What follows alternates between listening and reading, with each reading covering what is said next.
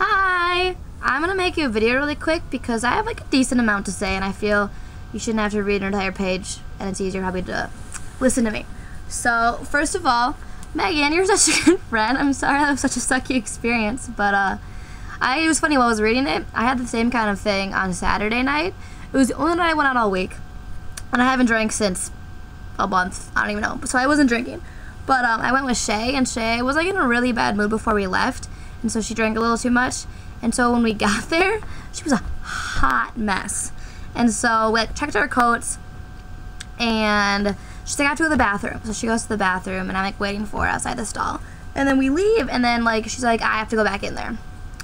Then she walks in and doesn't make it to the toilet. She like pukes all over the floor of this bathroom and like in the toilet. And it's really, really gross. But I'm like trying to be a really good friend and be like, oh, it's okay, Shay, you're fine. Just like, let's go to the bathroom, let's go to the toilet, let's get it all out.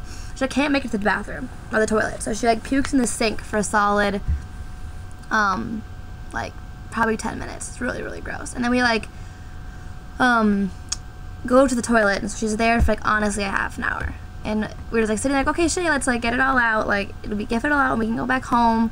And she just like keeps puking. And then we finally like get outside and we call a cab and we like go home.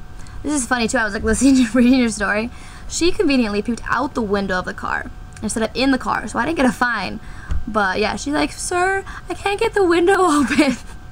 And so she pukes out the window of the moving cab car. And it was kind of sad, but yeah, she was fine. We got her back in bed, and she puked so much that she was fine in the morning. She like there was honestly nothing in her stomach. It was kind of gross. But so that's that story. Sid, I read all your comments, but I can't think of. I'm sorry that your game, you guys didn't do as well as you wanted to, and I'm sorry that your neck hurts. That kind of blows. But running's good.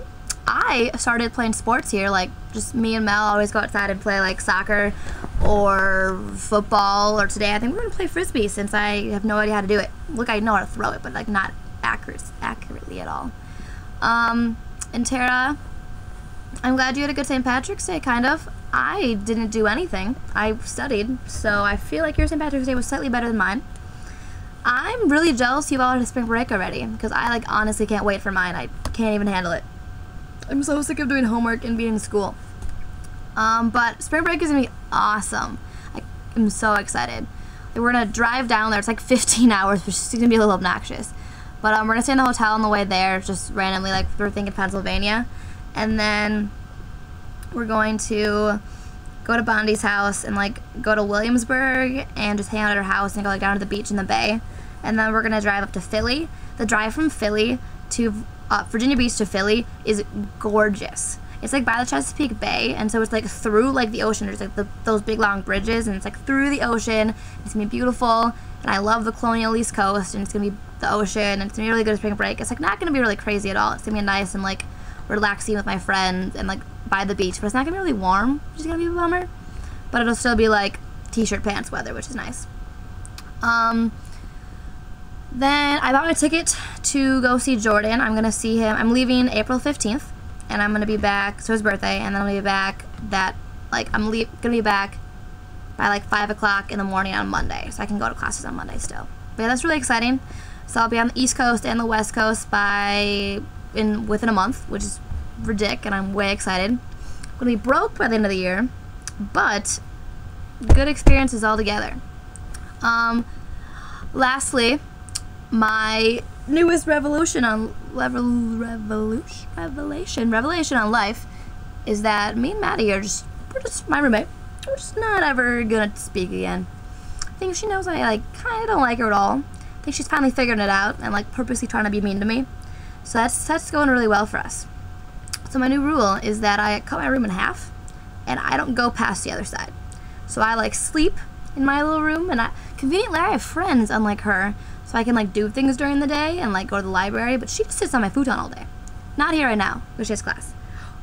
But I also know where she is all the time now, because she like took up that entire wall over there with a schedule of her life, and like has post-it notes and like big index cards of like when her classes are and when her homework's due, and like it's kind of ridiculous. I wish I could show you, but I don't really want to move right now. But yeah, the whole reason I'm telling you this is well, I'll back it up and then I'll tell you what I'm going to tell you. my sister's coming, or like wanted to come. She hasn't been to Madison before, and so my sister was gonna look at plane tickets, and she found a really good deal for the 23rd, 24th, and 25th. And so Maddie was really nice and like asked me before her sister came here, but I had no problem with it. Like, I don't understand why there'd be a reason for me to have a problem with it. And so I'm like, oh, I'll be nice and like talk to Maddie about it before I have my sister come. And so I like came in the room one day, like probably like a week ago now maybe, and I'm like, oh, like, hey Maddie, what's up? No response. It's normal for us, but like, I'm like, wow, this conversation's gonna go really, really well. And then I'm like, oh, like, my sister's never been to Madison, and I'm like, she's looking at plane tickets, found this really good weekend, just wanted to make sure that like it's okay with you that she's staying here. And like, she looks at me and she's like, oh, well, I have to look at my planner. And so she like gets up, and there's like awkward like minute of silence because we don't talk. And she's like looking in her planner. What in the world could she be doing to like influence my sister coming and sleeping in our room? Like, she's 23, like, we're just gonna be sleeping in the room. And so she's like, oh, well, I have something, I'll check on it later tomorrow. And I'm like, she's just gonna be sleeping in the room, like, it's not gonna be a big deal. And she's like, well, I can't say yes. Like, really? And like, honestly, that was like the last straw for me. Like, first of all, how sassy she was about it, and how like not even caring about like my like sister coming or like my feelings towards the situation at all. Like, honestly, she cares about herself, and that's it. And it's just sucky. And I'm just really, really sick of it. And I honestly like cried afterwards. I was just like, it wasn't that I was upset about that one thing, it was just like everything all together of all year, and like how like much she doesn't care about me, and how like she honestly just cares about herself and no one else. And so my revelation is I'm just not even gonna care.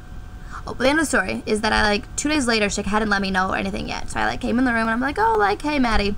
No response. That's very normal now. But and she's like, I'm like, oh, like, I gotta let my sister know like what you're thinking about her coming. Like, is it okay if she comes? She's like still looking down while I'm talking. Like, she doesn't even honestly look at me anymore. And she's like, yeah, sure. And so I'm like, sweet. That's good. And then I like leave and I'm upset, but like whatever. So moral of the story / not moral / whatever, the ending of my story is that Mifflin gonna kind of be rough. But I'm thinking that it's okay with you guys. You do like a hotel one night, especially like if we're drinking at all. If you guys want to be doing that, I don't know what you want to be doing. Like, let me know what your guys' plans are. Maybe you guys can do a hotel one night, and then Friday, the first night you're here, I'll just like throw you in different rooms. That really sucks, I know, but like I honestly feel like she'd tell me that you guys can't stay here, and I don't want her to do that and piss me off. And I don't like, it's just really an awful situation. And my friends are all really nice, and they wouldn't mind just like splitting you guys up a little bit and putting you in different rooms. I hope that's okay with you. Like, I'm gonna talk to Sid. Maybe I'll call her today and see how you guys feel about that. But like, I'm sorry, but like I don't even know what else to do. I don't want to deal with it, and I really, really want you guys to come, and I hope you guys still like do. It's just like, I honestly think that she'd probably tell me I can't. Like, I don't know how she would, and I just don't even want to deal with it, because I know that that's what she wouldn't want. Like it's not you guys, like it's just her, and like I probably wouldn't want you guys to come. And so it's really, really sucky, and I don't want to even deal with it. So I'm hoping that like we can work something out, that you guys can stay in my friend's room or something.